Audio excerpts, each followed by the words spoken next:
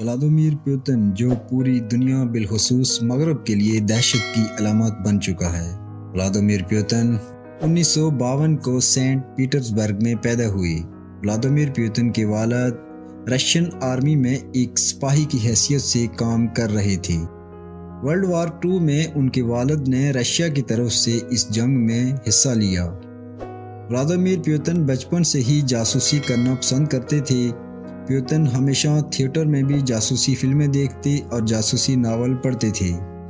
Vladimir Putin شروع سے ہی لڑائی جھگڑے کو پسند کرتے تھے، اسی لیے 12 سال کی عمر میں بلیک بیلٹ بن گئے۔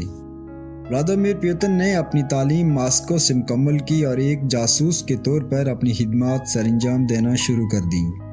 دیوار برلن گرنے کے بعد جب ولادیمیر پوتن واپس رشیا آتے ہیں تو بہت مایوس ہوتے ہیں، لیکن کچھ ہی عرصے کے بعد سوویت یونین بھی ٹوٹ جاتا ہے کیونکہ میخائیل گورباچوف نے افغانستان پر حملہ کر کے گرم پانیوں تک پہنچنے کی کوشش کی، جس کے جواب میں پوری دنیا سے مجاہدین کی بڑی تعداد افغانستان پہنچ گئی اور ایک طویل جنگ کا آغاز ہو گیا۔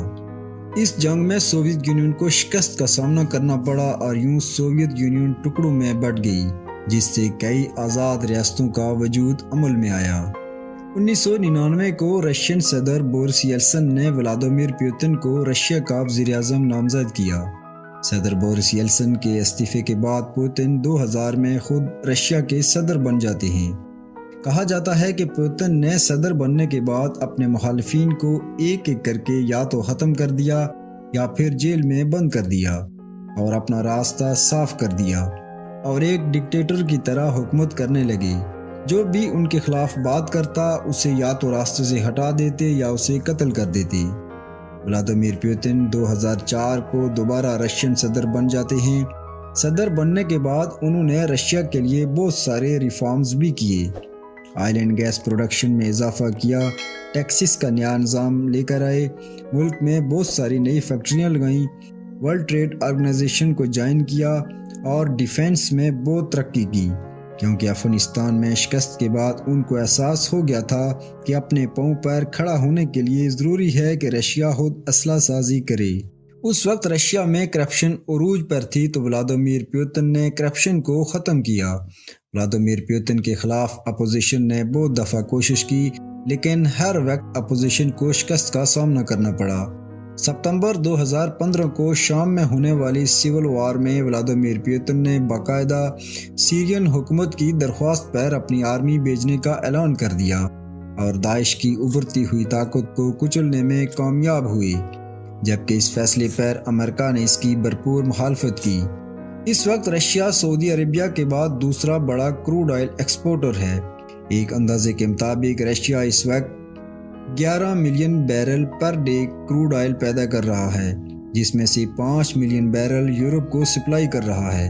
2000 کی دہائی کے اوائل سے روس نے اپنی فوجی اور دفاعی صنعت میں زیادہ پیسہ لگانا شروع کیا تھا اور 2008 میں مکمل روسی فوجی اصلاحات کا آغاز ہوا، جس کا مقصد روسی افواج کو جدید طرز پر مؤثر بنانا تھا۔ یہ اصلاحات بڑے پیمانے پر وزیر دفاع سردیکوف نے میدویدیف کی صدارت کے دوران ہوئی۔ روس کے اسٹریٹجک بمبار طیاروں کی لمبی پروازوں کا آغاز بھی دوبارہ شروع ہوا۔ روسی خلائی افواج کو ایروسپیس ڈیفنس فورسز سے تبدیل کر دیا گیا۔ جبکہ ڈیفنس کی اگر بات کی جائے تو S-400 میزائل سسٹم دنیا کا جدید ترین میزائل سسٹم ہے، جس کے ایک یونٹ کی کاسٹ $300 ملین ہے۔ حال ہی میں روس نے پڑوسی ملک یوکرین پر حملہ کر دیا ہے۔ روس کے مطابق اس نے یوکرین کا سارا دفاعی نظام تباہ کر دیا ہے۔ امریکہ اور یورپ اس حملے کی نہ صرف مذمت کر رہے ہیں بلکہ انتہائی سخت پابندیاں بھی روس پر لگا دی گئی ہیں۔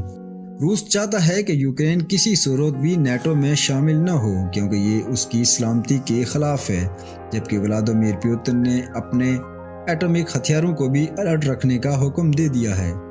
یہ جنگ آگے چل کر کیا صورتحال اختیار کرے گی، یہ آنے والا وقت ہی بتائے گا، جبکہ کچھ لوگ اسے تیسری جنگ عظیم کے شروع ہونے کا خدشہ بھی ظاہر کر رہے ہیں۔